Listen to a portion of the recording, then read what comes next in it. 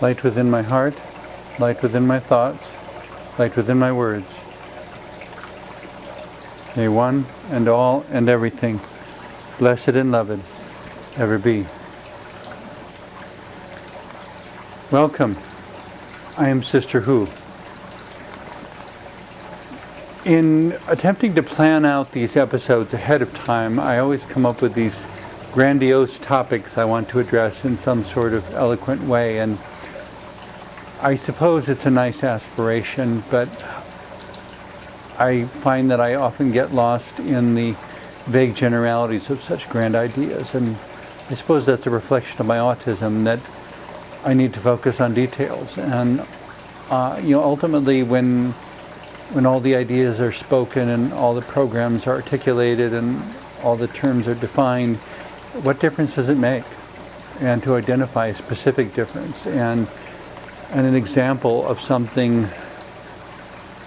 that is personally meaningful, that is somehow inspiring and empowering to me. And hoping that as I continue to live my life as openly and publicly as possible, that somehow it will be inspirational or helpful to others.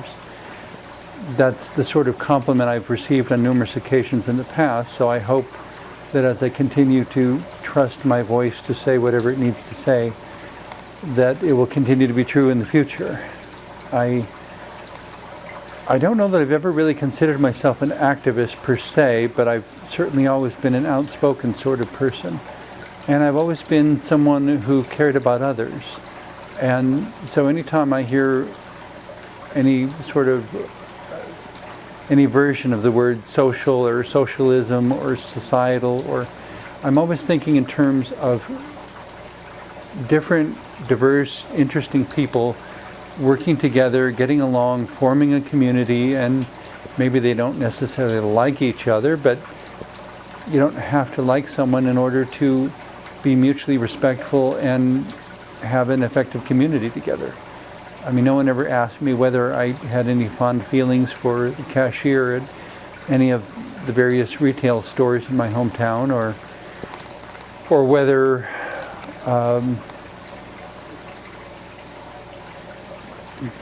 any of the other people in the community, I guess, who lived up and down the block. I mean, they were simply the people who lived next door.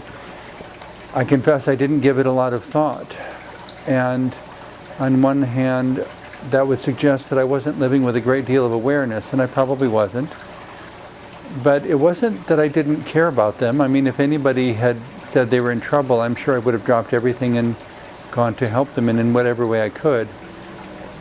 The very first job I ever had was delivering newspapers, and I found it a little amusing because I was living about 3 miles south of town and riding my bicycle back and forth to school every day, and had been for a number of years at that point.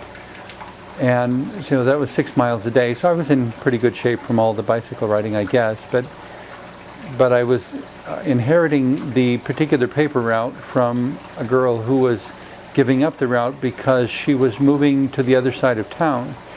And I kind of chuckled when she told me that, because I lived further south of town. I mean, the town was only 2 miles across, and I lived 3 miles south of town.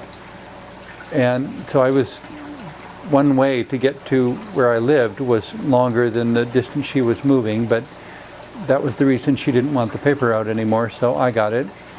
And so for, I think, a year and a half or so, I was delivering newspapers to this particular neighborhood and getting to know, in a very superficial sort of minimal way, I guess, the people who lived along that route. But apparently there was something about me seeing them as real people that made quite an impression on some of them. There was one particular elderly woman who had a number of health problems, and I would always say hi and be happy to help out or smile at her every time I saw her in the door or whatever. And then it was a few months after that she passed away, and with the payment for the newspaper was this envelope. It was basically a thank you card informing me of how I had made a difference in her life during those final months, and I hadn't even realized that she was that she was going to die, and as far as I knew, I was just the paper boy. I wasn't doing anything all that impressive. I was just responding to her and acknowledging her as a real person, loving her unconditionally. But I thought that's what we were all supposed to do. I didn't judge her for how she looked or what she wore or what kind of house she lived in. She was a person, and as far as I knew from the nuns in Catholic school, you were supposed to be loving and kind and gracious to everyone. There was another gentleman who was elderly and a bit overweight who spent his winters cracking black walnuts. And for anyone who hasn't grown up with black walnuts, the shells are exceptionally hard, and so really the only way to deal with them on an individual basis, he said he would basically collect them in the fall, spread them between a couple sheets of cardboard in the garage, and then drive back and forth over them to get all the hulls off the shell. And then he would sit there by his wood stove throughout the winter with a cement block in his living room and a hammer, basically cracking the shells on the cement block, and he'd throw the shells into the wood stove for heat and put the nuts in a jar, and for Christmas gave me a whole quart jar of hand-cracked black walnuts, and they were absolutely delicious. But it was a friendly sort of interaction, and I don't know that I thought of anything grandiose or incredible about it, but I suppose in retrospect, maybe there was something significant in bringing a smile to someone's face. But it wasn't about who was the president or what was the economy doing or anything like that. It was simply a person relating to a person in a mutually respectful fashion. It wasn't expecting him or him expecting me to measure up to any standard. It was just the simpleness of a smile and a greeting, of really listening to what he had to say and not giving a superficial greeting like, "How are you?" and then running off before I even listened for the answer.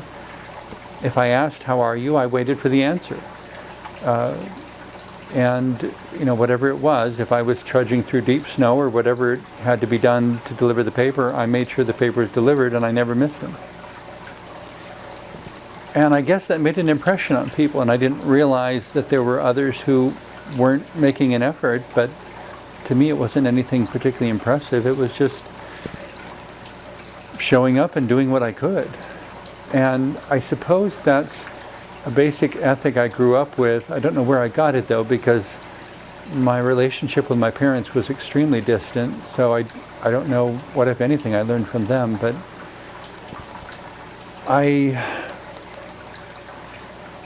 like to think that I brought that similar kind of attitude to Sister Who, that it's not about looking beautiful or being seen. It's about showing up and doing what I can to put a smile on somebody's face, to lighten somebody's load, to help someone along. If they're trying to move something heavy, I say, "Here, let me help you with that," and I pick up one end. And I found it a little amusing, just on a side note, how as soon as I put on my ritual garb with the full skirt, in spite of the fact that I am wearing hiking boots, that it was as if because I was wearing a dress, certain men would suddenly expect me to be weaker, and that they were the ones who were supposed to move the heavy tables and everything, and I wasn't supposed to lift heavy weights or do anything, as if it was some sort of stereotype of women being the weaker gender. And I would kind of chuckle at it, and they'd say, "Oh, no, here, let us get that. This is too heavy for you." And he'd turn around to call somebody else, and while he was turning around calling someone to help him, I'd pick it up and move it to where it needed to go before he had a chance to respond. And it mischievous little intervention, I suppose, but there's something fun about stretching the boundaries of what people consider possible, and stretching it specifically in positive directions. Oh, that could never happen. It says, "Oh, well, here, let's try it and see if we can make it happen, and then we'll have a miracle to celebrate." If it really could never happen, and we make it happen, then I guess we're responsible for a miracle. Maybe there aren't near as many things that are impossible as people think. Maybe we just need to show up and try and see how far we get. I recall a poster many years ago of this jogger along this road. It was a two-lane road that kind of went over the hills and into the distance. And this jogger who's jogging away from the camera, maybe about 50 feet from the camera or so. And the caption on the poster was, "Only those who will risk going too far will ever find out how far they can go." And I found that very interesting. And so from time to time throughout life, I would try new things just to see how far I could go. And, consequently have accomplished things that I guess a lot of other people haven't tried, but I don't know that anything I did was all that superhuman or anything. And here we are with this ongoing TV show, and now I'm getting close to 400 episodes, and I still remember that afternoon in December of 1994 when we recorded the 55th show and wondered whether that would be the last one. And it was a special undertaking because in that I was concerned that it might be the last time I ever recorded a show. I made special arrangements within all of the policies and procedures because they wouldn't bend the rules for me, even though I had more than proven myself as a public access television producer. They would not bend the rules, so I recorded one half in the very last session on Friday night, and the second half of it, I guess you could say, the next afternoon in the very first section on Saturday, because it was the only way they would allow us to leave the set put up in the studio so that nothing would be moved, because we had the last one on one day and the first one on the next day, so that nobody could be in the studio between. And we weren't allowed to schedule two blocks on the same day, so that's where we couldn't do it in two blocks or do it all at once. Basically, a partially pre-scripted show, only partially. The first part of it was recording myself in ritual garb as Sister Who. The second part of it was recording myself out of ritual garb as Denver Navarre, so that it was the one and only time that you have Sister Who interviewing as a guest on the show her producer, Denver Navarre. And my former life partner who was running the control room for that recording session was laughing because he thought it was very funny that I kept interrupting myself. But essentially we had to record half of the conversation and try to leave appropriate silent blocks for the responses, but I didn't leave quite enough time all the time, so that's why I was interrupting myself. But it was the one and only time that I had me interviewing myself and talking about the meaning of the work and the phenomenal, wonderful people I'd met as crew members over the years, and what an inspiration they were to me, and all the things we've been able to accomplish simply because we didn't know how far we would get or what was possible. We just showed up and gave it our best, and afterward stood back looking at it going, wow, we did that. That's amazing. Who would have thought we could have pulled that off? I'm still the only producer in the history of Denver Community Television that has done, on 3 occasions, 4 half-hour shows within a single 4-hour studio block. And now, of course, when I'm not at Denver Community Television anymore when I'm recording these shows, because that was years ago, and Denver Community Television has since been replaced by another public access organization. But now when I go into production, I typically record 6 shows, one right after the other. And it is a struggle and a stretch, but it makes more sense to spend at least as much time in production as I do in preparation. And since it takes 3 hours to do the facial makeup of my ritual garb to put on the face paint, it only makes sense to spend at least 3 hours in production, which is the equivalent of 6 episodes. So that's why I do 6 at a time. There's a biblical verse that says, being in the world but not of the world, which to me is the closest thing I've ever found to a divine blessing on individuality. That being in the world, in this context, this social context, where there may be things that lots of people have in common, but by not being of the world, you have the freedom, the blessing to be an individual, to march to your own drummer, as the saying goes, to be your own person, to have your own values, to make your own choices, to choose your own path, even choose your own spiritual path. I met with someone the other day who I could see was eager to get into a theological debate, and I just had to assure him a couple times that no, I really don't want to debate these things, because in my understanding, God is bigger than human theology, and I don't think any of us are in any position to say in total what God is, because that would mean we would have to be greater than God in order to understand God, and God is beyond human comprehension. If God is not bigger than human theology, God is not big enough to be God.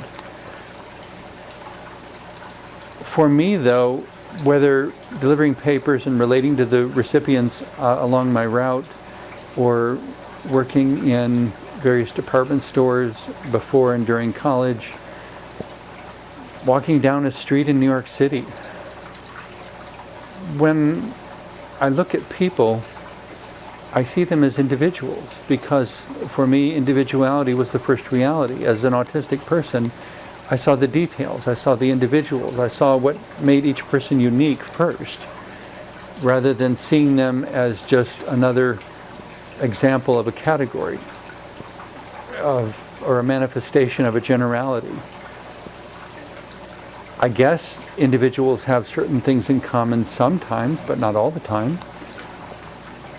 And I try to do that still, that when I meet a totally anomalous individual, that someone different than I've ever met before, that I pay attention and open myself to learning everything I can from that person. The uniqueness of their posture, their language, if they use any hand gestures or not, how they're dressed, what their intentions seem to be, where they're going, if there's anything with which I could help them. All those sorts of things become opportunities for constructive interaction, that we might be making a memory together, might be something that I remember for years to come. Kind of like the young family that I met on the commuter train after having a bit of a brief theological discussion with two security guards. I had been out helping with an event all day, a metaphysical fair if I remember correctly, and I was very tired, and so I was taking a commuter train back to the parking lot where I left my car. And I stepped into this train car, and the only other people on there was an interracial couple and a small child, presumably their child. And so I sat down in my ritual garb and just smiled at them and sat down, and not that far away, maybe 10 feet away at the most. And two security guards shortly thereafter entered the train, that particular train car, and we began having this conversation. But even from the first question, it was kind of amazing, because he looked at me and he didn't know what to think, but then he asked some question about the nature of God or religion, and I said, why would you want to believe in something that is not empowering? It wouldn't make any sense, because that would make God an enemy instead of a being of love and wisdom interested in your success. And as I'm saying all these things, having this totally impromptu conversation with the security guards, they suddenly get a radio call and have to go respond to some concern in another part of the train. And we got to the station a minute or two later, and as we stepped off the train, the young woman and the man and the child were also getting off at that station. And the young woman stepped closer to me for a moment and just told me, "It is so nice to know that someone like you actually exists." And then they walked away into the twilight, and I've never forgotten them. I thought I was just exhausted and riding home, and I didn't expect to be at my best, and it was a fairly basic theological discussion, but but somehow the fact that it happened opened a new window on the possibilities of life for these three people, that they could invite a faith that was empowering and invite the presence of a God who didn't hate them or judge them or want to punish them, but wanted to love them and nurture them and help them to grow and blossom into the beautiful people that I certainly believe they could be. Life is filled with struggles. We don't have to make it more difficult.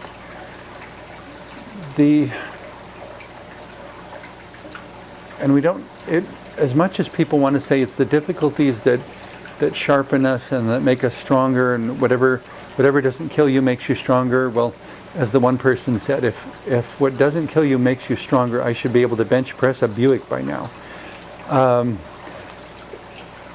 It's somehow in the midst of all these peculiar details and occasionally horrible political administrations and negative economic developments, in the midst of all that, it's not the background that matters so much as how we perform. But I don't mean perform in the superficial sense. It's how we perform in front of the backdrop, what we learn from the backdrop and what we do with it and what we demonstrate in front of it, how we dance, how we sing, what words we speak.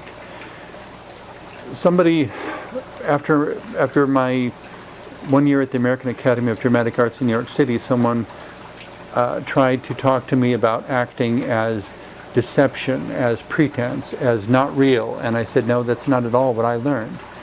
What I learned at the Academy, and maybe I was the only one who understood it that way, but what I understood them to teach me, what they meant was that it was finding the ability to put myself into a situation, to visualize myself within a context which may differ from the material context, but nevertheless an imagined context.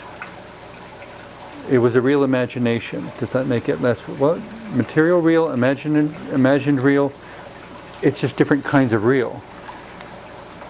Emotionally real, historically real, it's different kinds of real. When in doing a character on stage, I try to be real in that character. I find I have to be honest or I can't do the character well.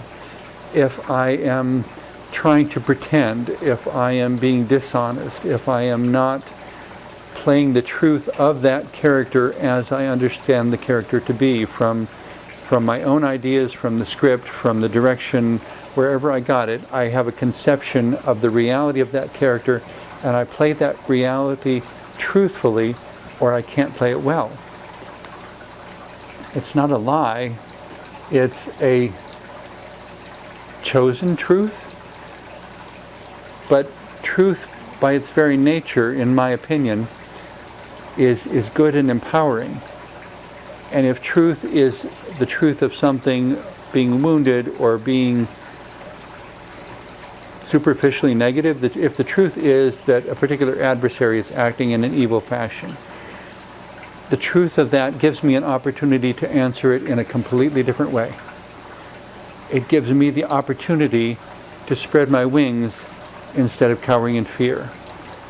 It gives me the opportunity and the invitation even. That truth, the truth of this is evil, is the invitation to say, this is evil, let's do something good. Let's totally discombobulate them by doing something really, really loving, doing something respectful and considerate, not something that slaps them in the face and then wonders why we got a negative response, not something that slaps them in the face that wakes them up, but something that is an enticing fragrance in a breeze, that is so enticing they are immediately awake and wanting desperately to know what that is so wonderful. Where did that come from? Explain it to me. Tell me more about it, something. I don't know if that's the response that people always have to me. That's the response I encourage them to have, and I try to be available to serving that opportunity and that invitation whenever it does come. If I can be a lens, as much as I am a lens for myself, bringing out all the best qualities of who and what I am within this ritual garb, my hope and prayer is that I can be a lens for others as well. That there may be some undescribably beautiful image that comes into view, some understanding that transforms one's vision of the future. In the same way that the Hubble telescope, when it was developed and the mirror shone into space, suddenly things were coming into view that humanity had never seen before. And the photos from the Hubble telescope are breathtaking. And yet when we try to comprehend how vast and large and distant they are, it is incomprehensible to human mind. I suggest that the beauty and the potential within each and every human spirit is at least as vast and unmeasurable and magical and miraculous as anything that can be seen in the Hubble telescope. Thank you for watching, and now may you be blessed in the pursuit of your own dreams and in all your dealings with the diversity of humanity around you. Amen.